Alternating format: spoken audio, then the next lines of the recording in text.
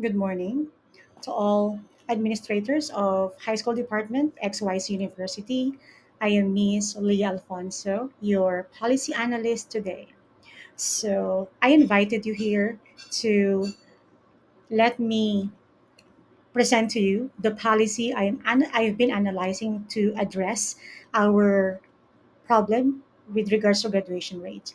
And I want you to help me figure out which option we have to take to better address this issue. So, overcoming the graduation gap, addressing the challenges, and finding solutions. So, it has something to do with the graduation gap of our senior high school. Issue is the declining graduation rate in high school at our university, XY's university.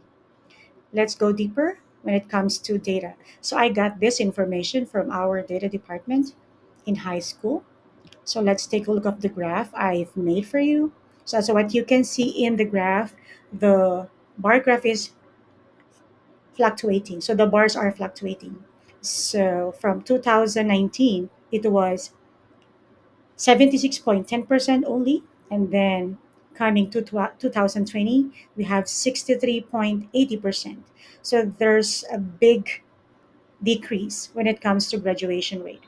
Well, in 2023, it was 71.80%. So higher compared to 2019. But the question is, why not 100? If we can make 100% graduation rate, why not? So I've studied so many root causes, but the root cause I decided to work on is the root cause that teachers and administrators can work, and it's in our control, because other root causes it's beyond our control. So from those so many root causes, I selected too many high school students procrastinate at XYZ University. So the question is, why do they procrastinate? So according to the research I've read from Janine Bowman and ASM, uh, many students or they have lack of interest when it comes to learning. So I think that is teachers factor. So we have to catch the interest of our kids, and because of that, it leads to procrastination. So my hope as your policy analyst is to break the procrastination cycle of students and empowering students to take control of their time. So how are we going to do that? So the alternatives or the chosen ones I have here three. So the first one is close monitoring of students at risk. So we've been doing it in our university for like 10 years now. So close monitoring of senior students has something to do with close monitoring of attendance, submission of work, and attending after school tutoring. And then for the second option, we have intensified student intervention time. So instead of attending after school tutoring only, in option two, we have to intensify student intervention time. So they are obligated to attend 30 minutes before the class starts, before 8 o'clock, and then they have to attend lunch tutoring, and in the afternoon they have to attend after school tutoring as well. So there will be teachers who will monitor their attendance and submission of work every day. And then the third one is culturalized school reward system. So this one is new in our system if we're going to take this third option. So to rate those alternatives, I've chosen three determiners or criteria. So the first one, minimize the late submission of work. So all of those three options fit minimizing submission of work. So for minimizing late absences and tardy, that is also targeted. And the third one, maximizing attending school programs. So, with the culturalized school reward program, we'll have specific criteria who among those students can join, like field trip can be rewarded. So there's a criteria for attendance, for submission of work, for grades. So in that case, all students will be independent learners, monitoring their achievement every week, every day. So they will be working independently.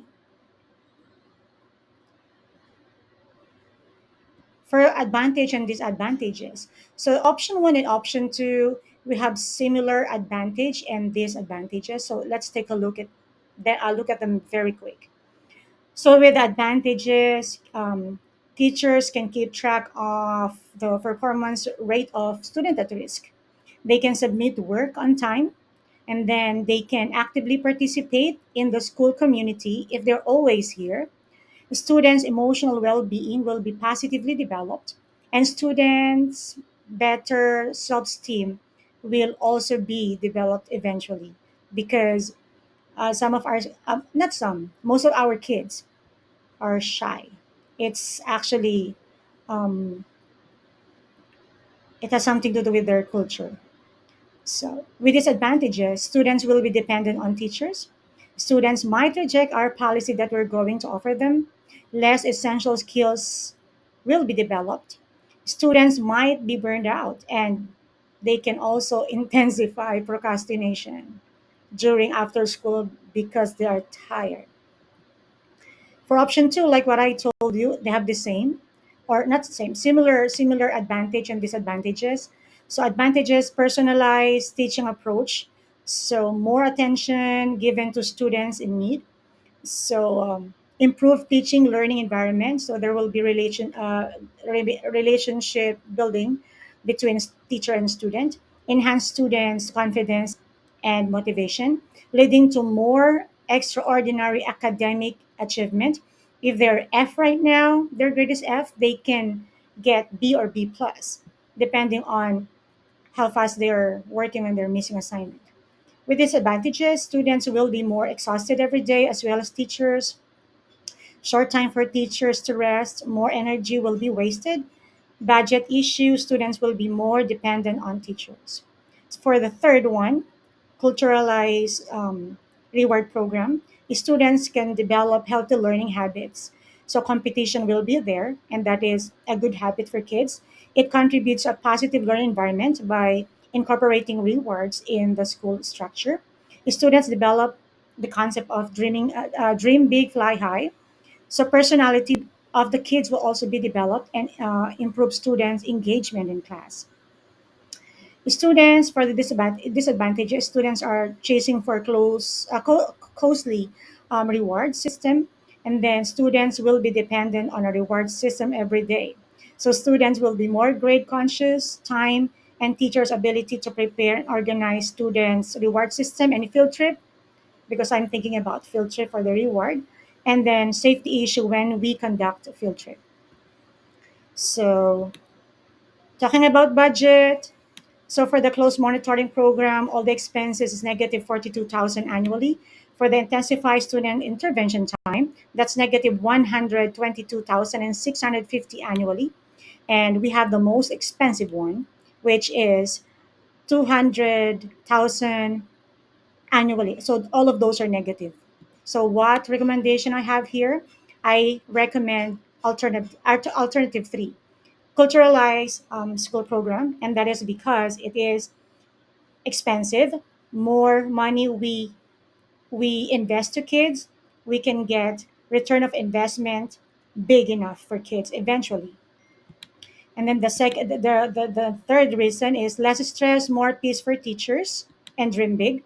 And then teachers will be more objective on giving grades. And then teachers will be more confident conducting field trip in high school. So additionally, two teachers will should be added to monitor students at risk. They have to proper and consistent monitoring the evaluation of policy. That is whole year round, and they have to do action research. So think about it. Educators, we're always at risk. If taking a risk is brave enough for us to do, if the result is, to increase the graduation rate, why can't we do that? And then also producing independent learners is better, giving them a better future, and then more funds spent to students, activity beneficial to them as well. And then Bible, so two are better than one. That's why uh, um, I call for a meeting today, because I want you administrators to help me find out which option is better for solving the problem of declining graduation rate. Later on, after 10 minutes, we're going to have open discussion and collaboration to better decide which option are we going to take. So option one, option two, or option three. Thank you.